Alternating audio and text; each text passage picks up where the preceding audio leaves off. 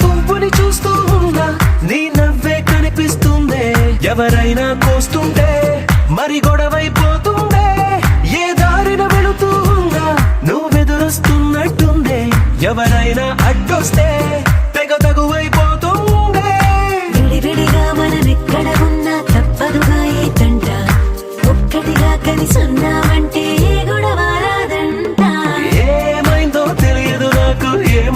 తెలియదు నాకు నీ పేరే పాటయింది పెదవులకు